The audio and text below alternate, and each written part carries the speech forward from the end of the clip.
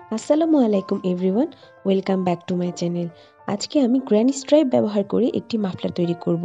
চলুন শুরু করা যাক। এই মাফলার তৈরিতে আমি ব্যবহার করেছি 2.25 মিলিমিটার হুক এবং মিল্ক কটন ইয়ার্ন। প্রথমে আমি একটি স্লিপ নট নিয়ে নিচ্ছি, তারপর আমি এখানে 294টি চেইন তৈরি করছি। আমার মাফলারের দৈর্ঘ্য ছিল 65 ইঞ্চি, সেই জন্য আমি 294টি চেইন তৈরি করেছি। আপনাদের মাফলারের দৈর্ঘ্য যদি কম বেশি হয় তাহলে আপনারা চেইনের সংখ্যাও কম বেশি করে নিতে পারবেন।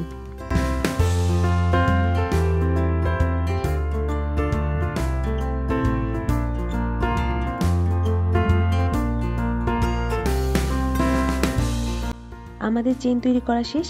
এখন আমরা আরো দুইটা চেইন তৈরি করে নিচ্ছি। এই দুইটা চেইন আমাদের প্রথম রোয়ের প্রথম সিঙ্গেল ক্রোশে হিসেবে ব্যবহৃত হবে।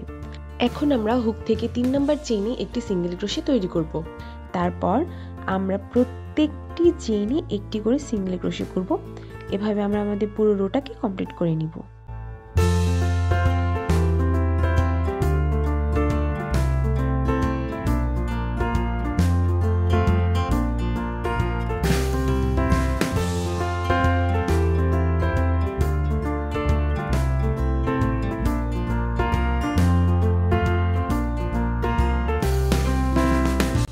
আমরা আমাদের প্রথম রোয়ের শেষ পর্যায়ে চলে এসেছি।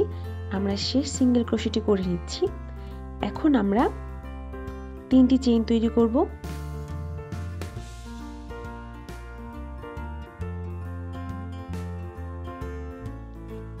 তারপর আমরা আমাদের কাজটিকে উল্টিয়ে নিব। এই 3টি চেইন আমাদের সেকেন্ড রোয়ের প্রথম ডাবল ক্রোশে হিসেবে ব্যবহৃত হবে। তারপর সেম স্পেসে আমরা আরেকটি ডাবল ক্রোশে তৈরি করে নেব। এখন আমরা নিচে থেকে 2টি সিঙ্গেল ক্রোশে গ্যাপ দিয়ে এই 2টি সিঙ্গেল ক্রোশে গ্যাপ দিব। তৃতীয় সিঙ্গেল ক্রোশেতে আমরা 3টি ডাবল ক্রোশে তৈরি করব। একই স্পেসে 3টি ডাবল ক্রোশে তৈরি করব।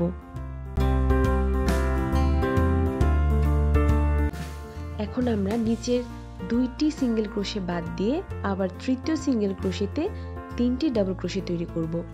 একই স্পেসে 3টি ডাবল ক্রোশে তৈরি করছি।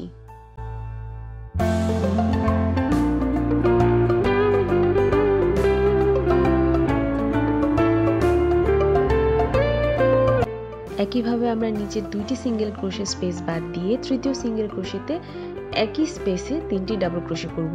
এভাবে আমরা এই সেকেন্ড রোটা কমপ্লিট করে নিচ্ছি।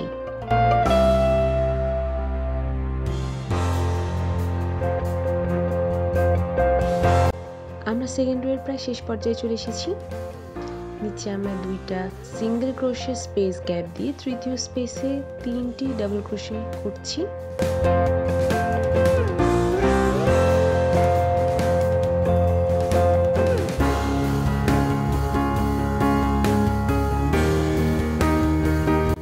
এই ক্লাস্টারটি করার পরে আমরা নিচে 2টি সিঙ্গেল ক্রোশে স্পেস ফাঁকা রাখবো।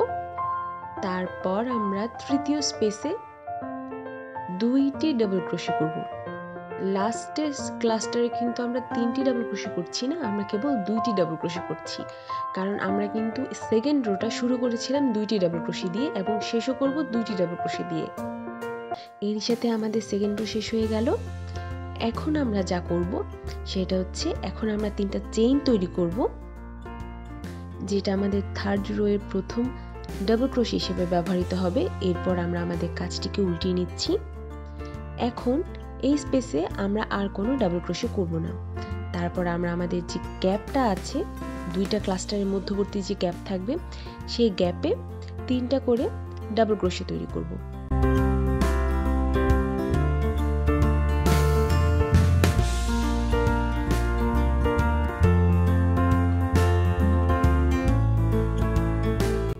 আমার প্রথম ক্লাস্টার তৈরি হয়ে গিয়েছে।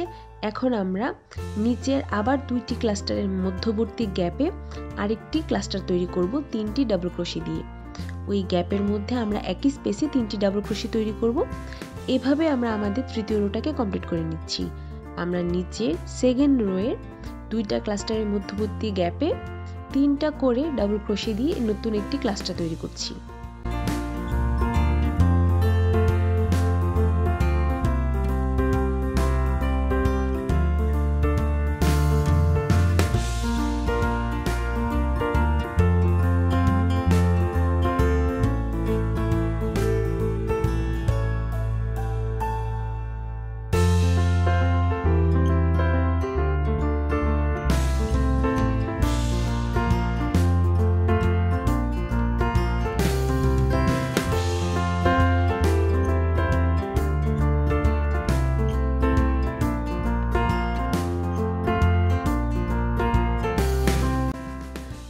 রোয়ের প্রায় শেষ পর্যায়ে চলে এসেছি।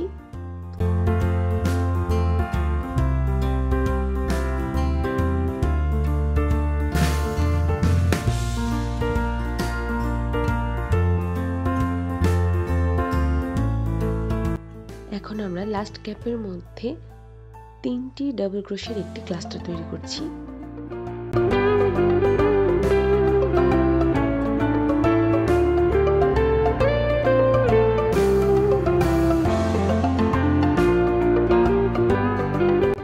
এই পর্যায়ে আমি আগের রোতে করা 3টা চেইনের উপর একটি ডাবল ক্রোশে করে নেব।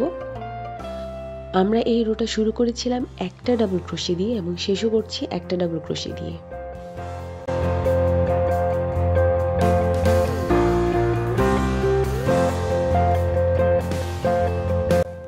এই রোতে আমি নতুন কালার অ্যাড করব, সেই জন্য আগের কালারের সুতাটা কেটে নিচ্ছি এবং নতুন কালারের সুতা অ্যাড করে নিচ্ছি।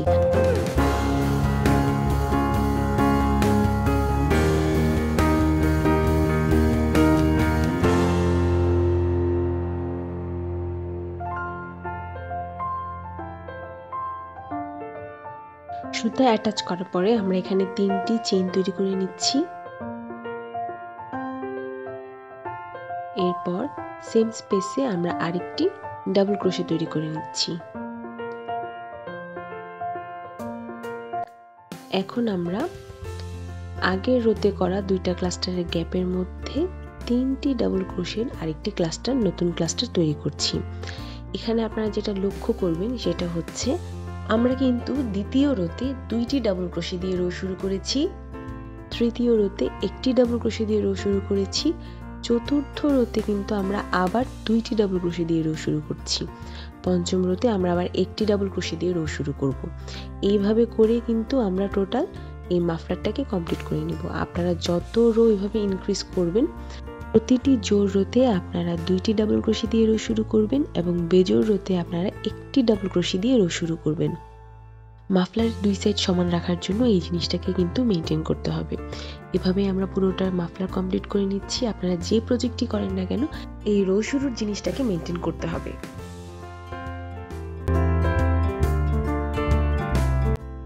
আমি মাফলারের শেষ পর্যায়ে চলে এসেছি। এখন আমি মাফলারের শেষ কয়েকটা ক্লাস্টার তৈরি করে নিচ্ছি।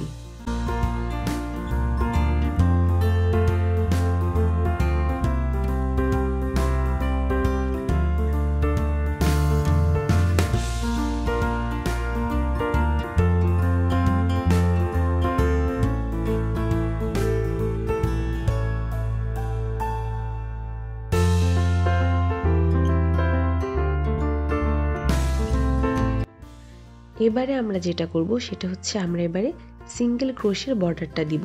আমরা মাফলারের প্রথম রো তৈরি করেছিলাম সিঙ্গেল ক্রোশে দিয়ে, এজন্য আমরা শেষও করব সিঙ্গেল ক্রোশে দিয়ে।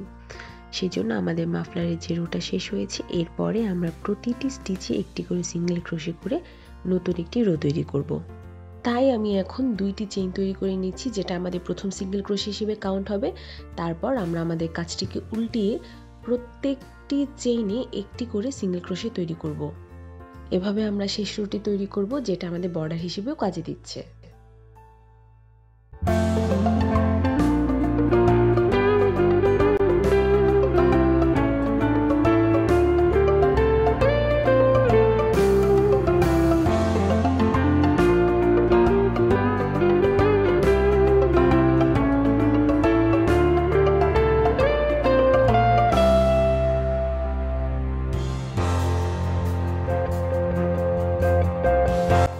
আমরা আমাদের শেষ রোয়ের শেষ পর্যায়ে চলে এসেছি। এখন আমি শেষ কয়েকটি সিঙ্গেল ক্রোশে করে নিচ্ছি।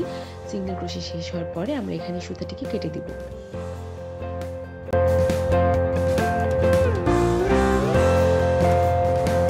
সুতা কাটার আগে আমরা এখানে একটি এক্সট্রা চেইন করে নিয়েছি, যার কারণে এই মাফলারটা অনেক সিকিউর থাকবে এবং সুতা কাটার পরে সুতা আর খুলে যাবে না।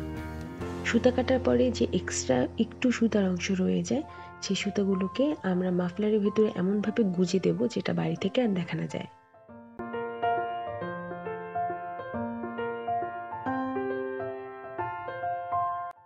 এই যে এখানে আমি সবগুলো সুতোকে মাফলারের ভিতরে এমনভাবে গুজে দিয়েছি যাতে করে বাইরে থেকে দেখে একদমই বোঝা যাচ্ছে না।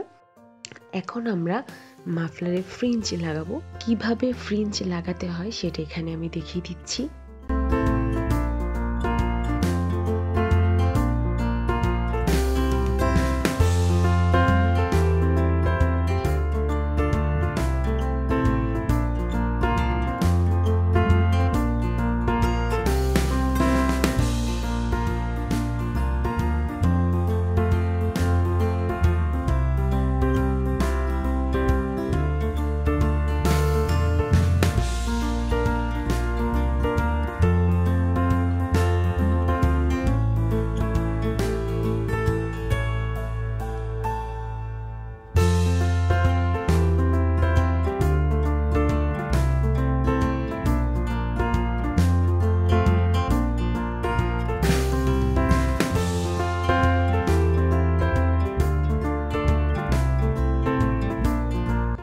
And here is the final look.